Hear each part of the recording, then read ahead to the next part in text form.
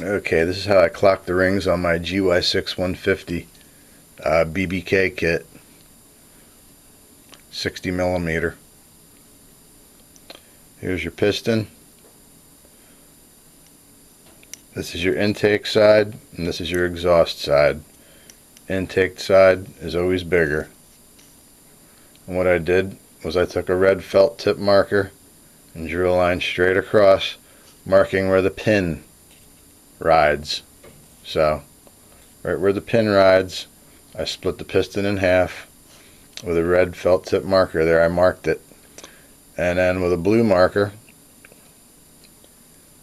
I put a mark straight across this way and straight across this way, creating a Y axis on both sides.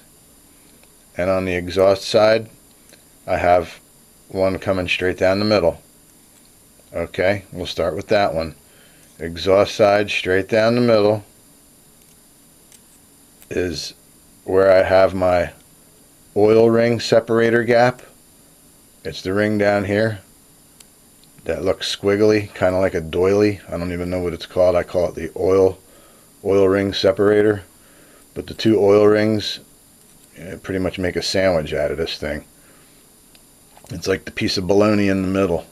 Well, that's where I put the gap for the separator, down that center one. And off to the right here, this blue one coming down, that's the gap for my top oil ring right there. The top oil ring. And then coming down the left side here, that's the gap from my bottom oil ring. Then if you spin the piston around, so now we're looking at the intake side. Intake's always bigger. And if we follow the right side down, that will be the top compression ring gap. And if we come down off the left side, guys, that will be where my bottom compression ring gap is.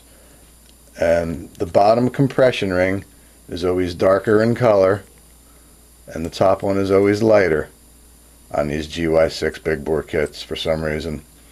My top one was marked with a T, and the bottom one was marked with a T2. So top, and then T2 for the next one down. And I set my ring end gaps for, the top one was set for 9 thousandths and the bottom one was set for 11 thousandths. And I just did some research online to figure that out. There's plenty of information online about how to figure out your ring end gap. That's for another video. But anyway, guys, I just wanted to show you how to clock your rings. And whatever you do, you don't want any of your end gaps lining up over top of each other, because then you could lose compression and you'll get blow by and all that stuff.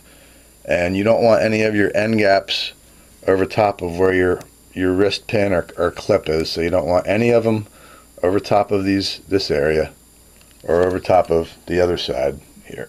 And that's it. Thanks for watching.